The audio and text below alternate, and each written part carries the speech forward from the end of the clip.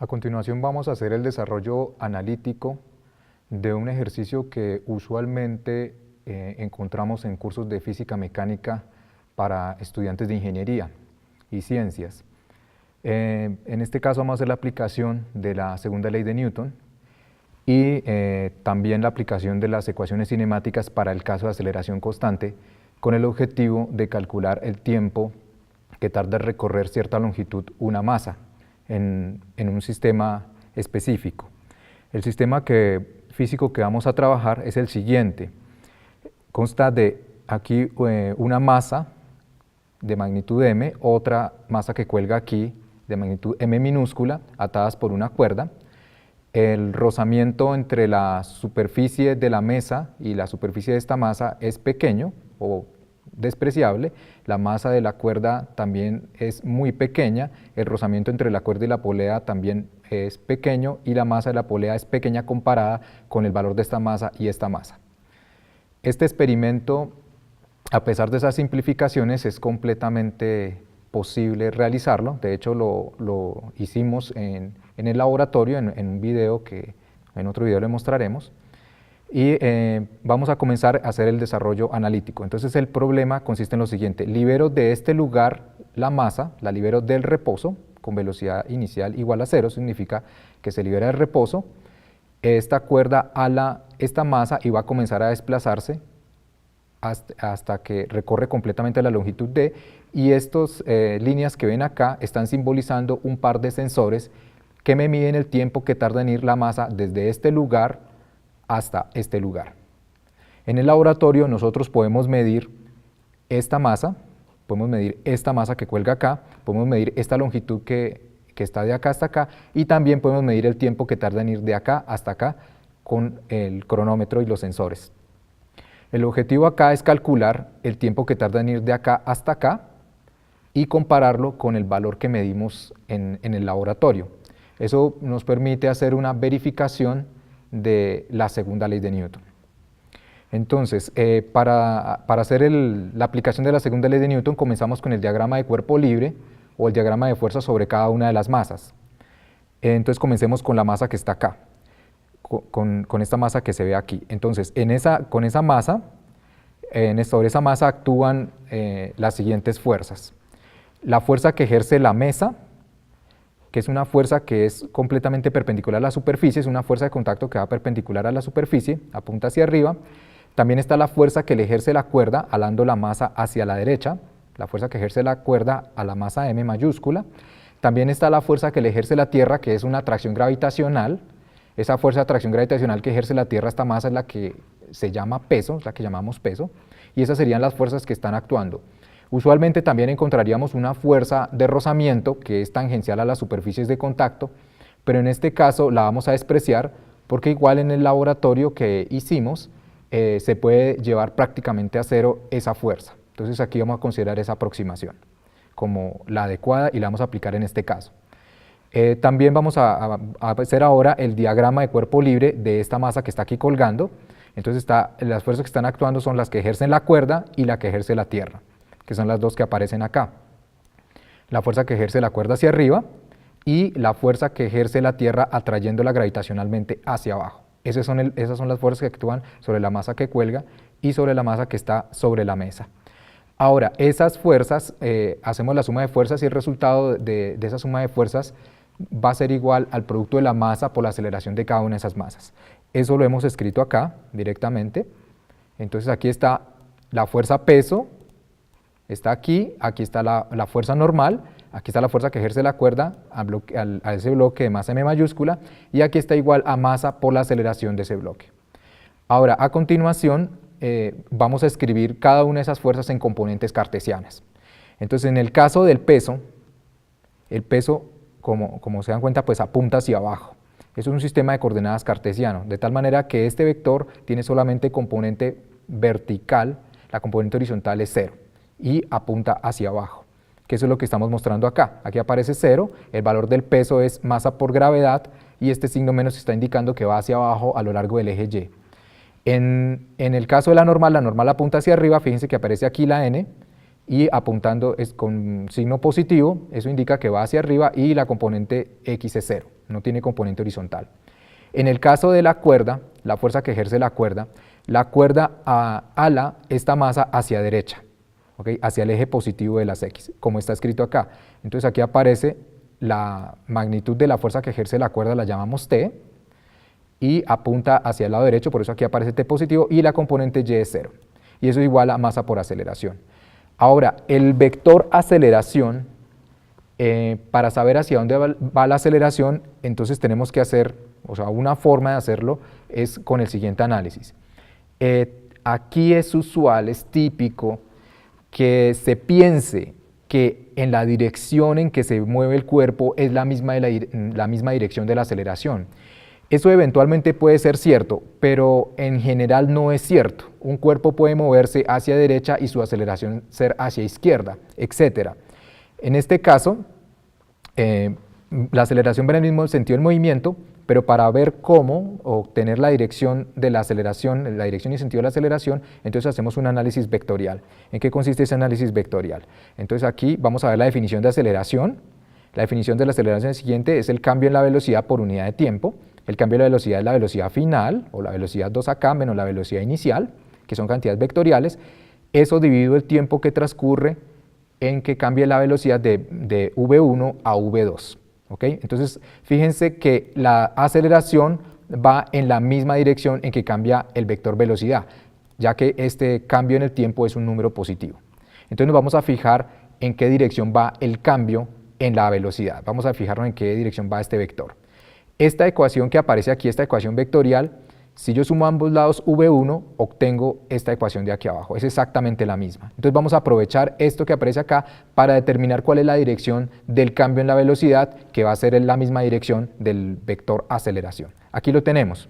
Entonces aquí en la parte de abajo, en este nuevo gráfico, he colocado las velocidades 1 y 2. Inicialmente la masa va a tener una velocidad pequeña, aquí he colocado un vector más corto, y cuando ya va aquí adelante va a tener una velocidad de mayor valor, va a ir más rápido, debido a que la cuerda lo va a estar alando. De tal manera que V1 yo le sumo el cambio en la velocidad, que es este vector azul que se observa aquí, y voy a obtener el vector V2. De tal manera que aquí este vector azul me está diciendo cómo cambia la velocidad. La velocidad va de este vector pequeño al vector más grande. El cambio de la velocidad lo da la dirección de este vector azul, que en este caso sería hacia derecha. Uno puede repetir el mismo análisis para el caso de la masa que va aquí bajando. Entonces inicialmente tiene una velocidad pequeña, después una velocidad más grande, de tal manera que el cambio en la velocidad en este caso va a ser hacia abajo. En este caso específico, la dirección de las aceleraciones para cada masa coincidió con la dirección en que se mueven los cuerpos. Ese, insisto, no es necesariamente el caso general, sino en este caso pues coincidieron. Por tal razón, coloco aquí la aceleración de la masa M mayúscula, la que está sobre la mesa, en dirección horizontal hacia la derecha, por eso aquí aparece positivo, y la vertical es 0. ¿Okay? De tal manera que nos queda escrita así, en componentes cartesianas, las fuerzas y la masa por aceleración. Ahora voy a escribir esta ecuación por componentes. Entonces por componentes me quedaría 0 más t igual a m por a, que es esta ecuación que aparece acá. Esto corresponde a la componente x de esa ecuación vectorial que viene de la aplicación de la segunda ley de Newton.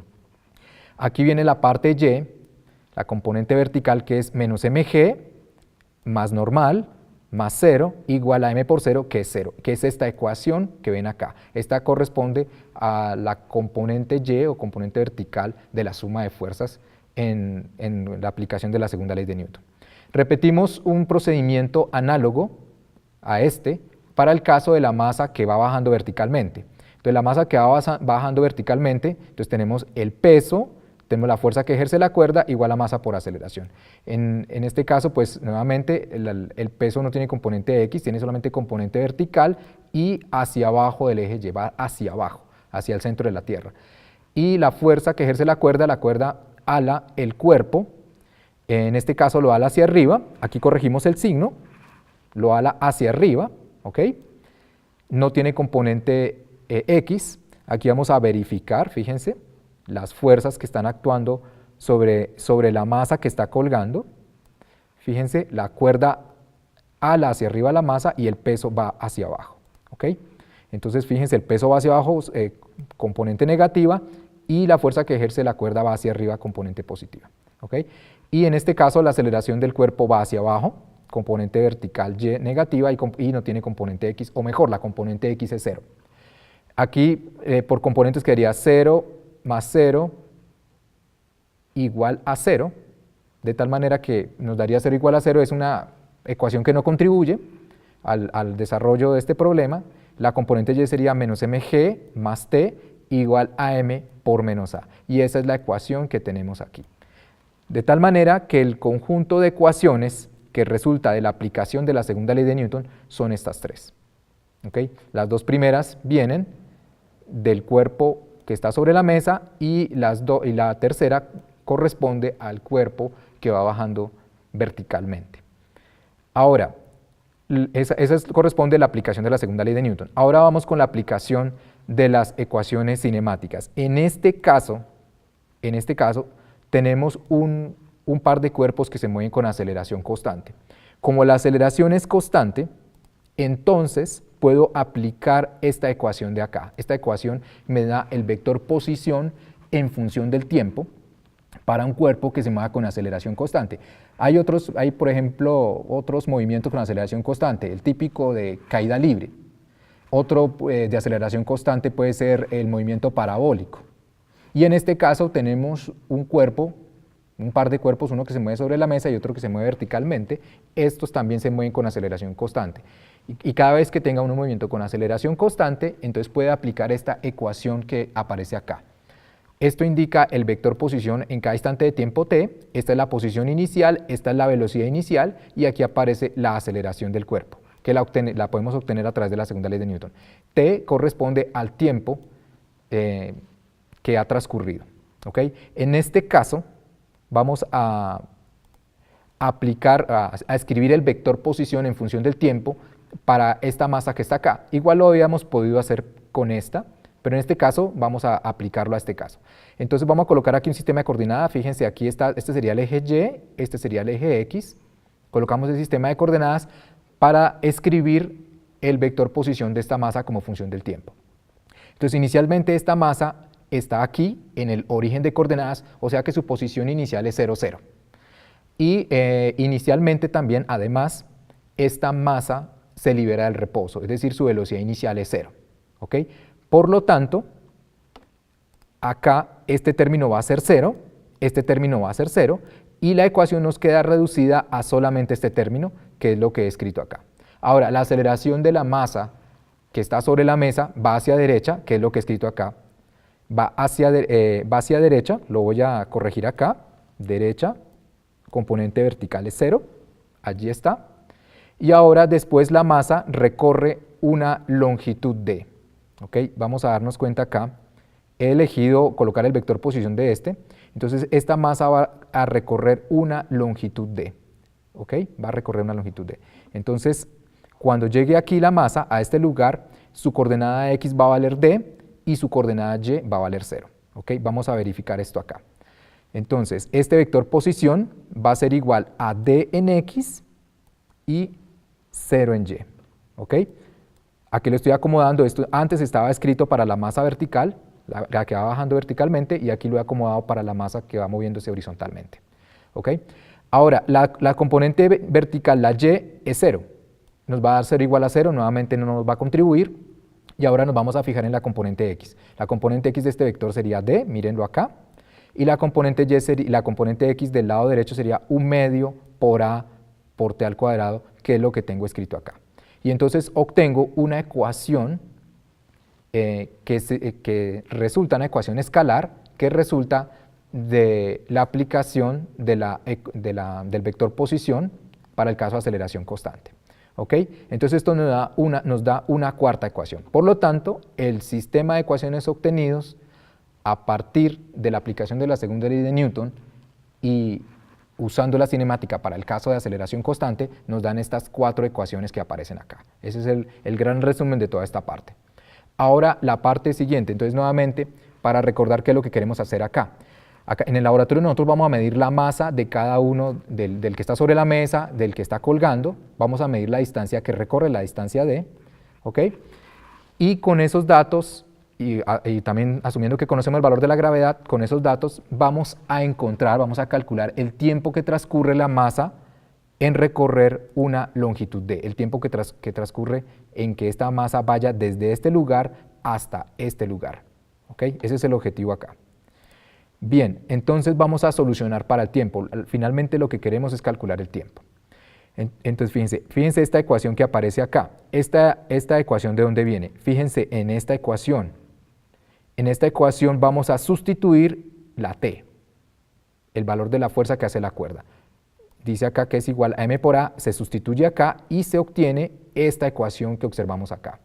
Ahora, vamos a hacer lo siguiente, sumamos a ambos lados mg, miren aquí está mg, aquí sumo mg, el objetivo de hacer eso es que vamos a eliminar este término de acá, este con este nos va a dar 0, ¿ok?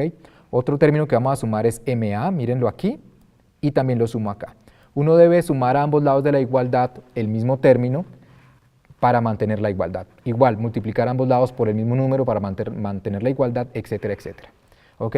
Esto nos lleva, al hacer esto, aquí vamos a hacer las simplificaciones, este con este nos da 0, y nos quedan entonces solamente estos dos términos que los tengo acá escritos, este con este da 0, y nos queda este de acá que sería mg, ¿ok?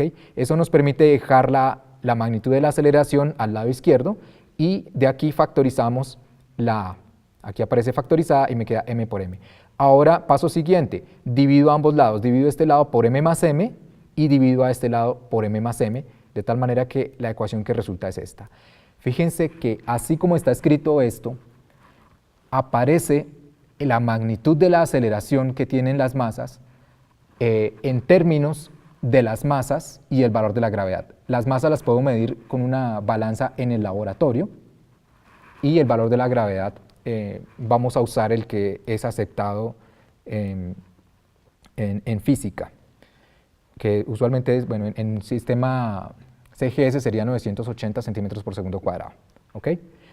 Bien, entonces tenemos el valor de la magnitud de la aceleración, que es este. Ahora, con la cuarta ecuación, la que obtuvimos usando el vector posición como función del tiempo, para el caso de aceleración constante, entonces sustituimos la A, aquí aparece la A, la sustituimos, ¿ok?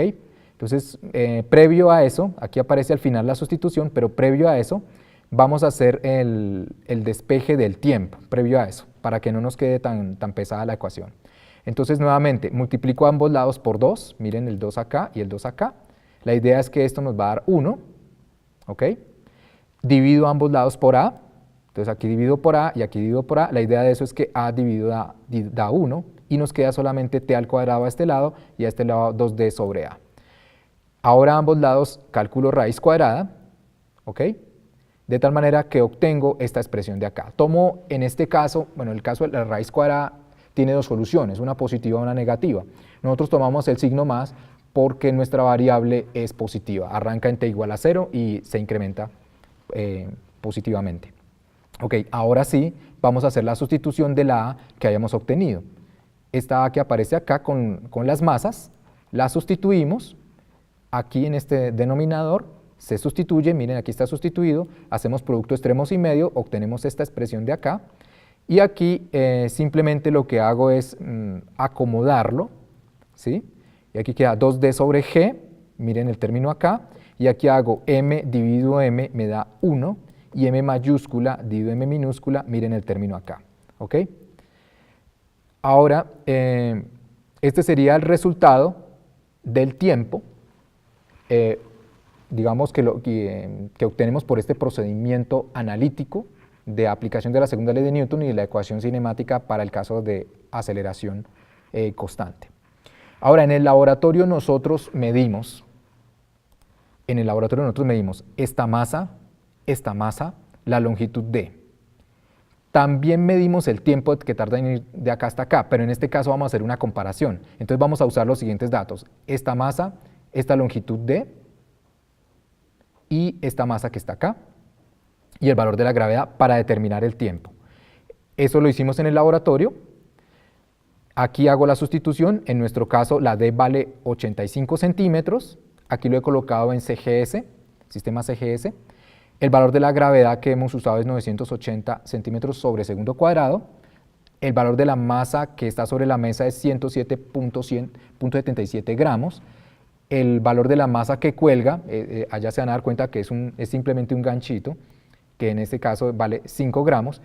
Hacemos las operaciones y el resultado de hacer las operaciones después de hacer esta sustitución nos da un tiempo de 1.97798 segundos. ¿Ok? El cronómetro que teníamos allá en el laboratorio medía en milisegundos, inclusive daba 2 décimas, alcanzaba resolución de centésimas de milisegundo, un muy buen cronómetro. Entonces nosotros vamos a expresar la respuesta hasta centésimas de milisegundo. ¿Ok? Entonces, y lo vamos a dejar en unidades de milisegundo. Entonces fíjense que este es el tiempo en segundos, multiplico por el factor de conversión. 1000 milisegundos corresponden a un segundo. Aquí las segundos con segundos me da 1, hago la operación y obtengo el siguiente resultado, 1977.98 milisegundos. ¿Ok? Ese es el resultado que obtenemos de este procedimiento analítico después de sustituir los valores que medimos en el laboratorio. Ahora, en el laboratorio también medimos adicionalmente, para establecer la comparación con ese muy buen cronómetro, medimos el tiempo que tarda en ir la masa desde aquí hasta aquí.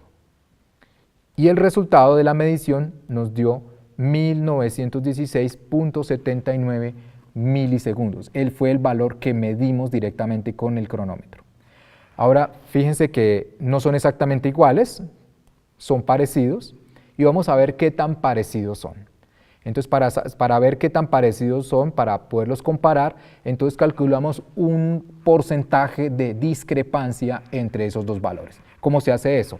Pues hago la resta de los dos valores, el valor que nosotros calculamos está acá, el valor que medimos en el laboratorio está acá, dividido, aquí podemos hacer la comparación directamente o con el que calculamos, o eventualmente aquí también podríamos colocar el que medimos experimentalmente. En este caso colocamos el que calculamos, ¿ok? Y por 100, y eso nos da un resultado de 3.1%. Está por debajo del 10%, es un valor bastante aceptable para el experimento.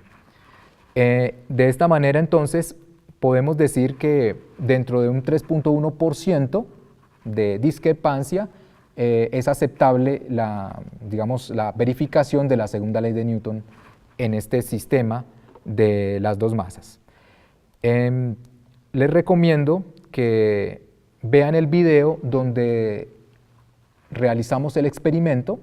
Allá hay una serie de detalles técnicos que son muy importantes a la hora de hacer el experimento. Aquí hay algo que podemos analizar además, y es que fíjense que el tiempo que nosotros calculamos está siendo mayor que el tiempo que medimos.